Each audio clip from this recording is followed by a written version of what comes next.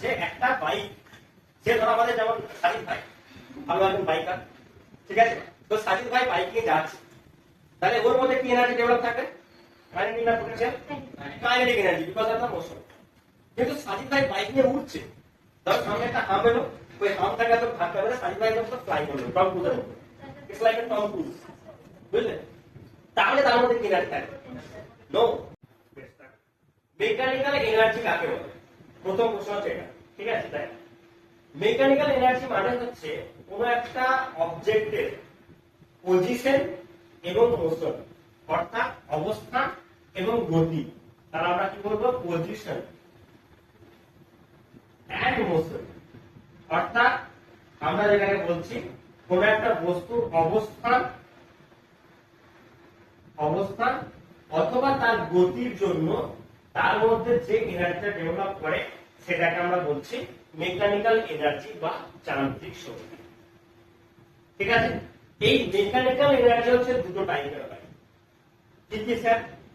যেটা পজিশনের জন্য হচ্ছে বা অবস্থানের জন্য যেটা হয় সেটাকে আমরা বলবো পোটেনশিয়াল এনার্জি বা স্থিতি শক্তি, পোটেনশিয়াল এনার্জি। আর যেটা মোশন বা গতির জন্য হয় সেটাকে আমরা বলছি কাইনেটিক এনার্জি। মনে থাকবে? তাহলে কোন একটা বস্তুর অবস্থানের জন্য বা পজিশনের জন্য যে এনার্জিটা ডেভেলপ করে সেটাকে আমরা বলছি পোটেনশিয়াল এনার্জি। আর কোন একটা বস্তুর গতি বা মোশনের জন্য যে এনার্জিটা ডেভেলপ করে তাকে আমরা বলছি কাইনেটিক এনার্জি, ঠিক আছে? এখন পোটেনশিয়াল এনার্জিটাকে আমরা কিভাবে লিখি?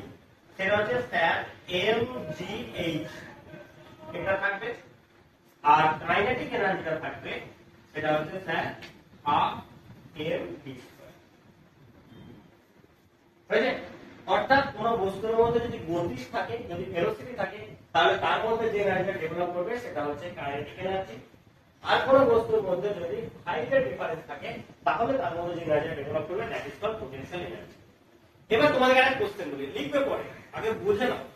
ধরো আমি তোমাদেরকে এরকম বললাম যে একটা বাইক, যে ধরো আমাদের যেমন সাজিদ ভাই ভালো একজন বাইকার, ঠিক আছে, তো সাজিদ ভাই বাইক নিয়ে যাচ্ছে, তাহলে ওর মধ্যে কি এনার্জি ডেভেলপ থাকবে?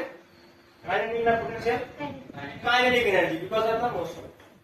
কিন্তু সাজিদ ভাই বাইক নিয়ে উঠছে, ধর সামনে একটা হাম এলো, ওই হামটাকে তো ধাক্কা মেরে সাজিদ ভাই তো ফ্লাই করলো টম ক্রুজের মতো, it's like a Tom Cruise, বুঝলে? তাহলে তার মধ্যে কি এনার্জি থাকবে? নো, বোথ এনার্জি থাকবে তার মধ্যে। কেন বলতো? যখন আমাদের ধরো এটা ধরো আমাদের সাজিদ বাইক নিয়ে যাচ্ছে, যেরকম যাচ্ছে যেতে যেতে এখানে একটা হাম পড়বে এরকম ভাবে, ঠিক আছে? এবার আমাদের সাজিদ হচ্ছে আমাদের বাংলার টম ক্রুজ। টম ক্রুজ কি জানো না? হলিউডের একদম বিখ্যাত অ্যাক্টর, যে ন্যাশনাল ক্রিকেট গোল করবে, এই হামটাই মারবে। স্পিড ছিল কত? 80 কিলোমিটার/আওয়ার। হ্যাঁ, বাইকে 80 কিলোমিটার মানে ট্রেনের 120 কিলোমিটার থেকে বেশি। যে ওখানে গিয়ে এরকম ধাক্কা মারলো, যেই ধাক্কা মারলো তখন থেকে সাইকেল এরকম প্রায় এরকম বেরোলো।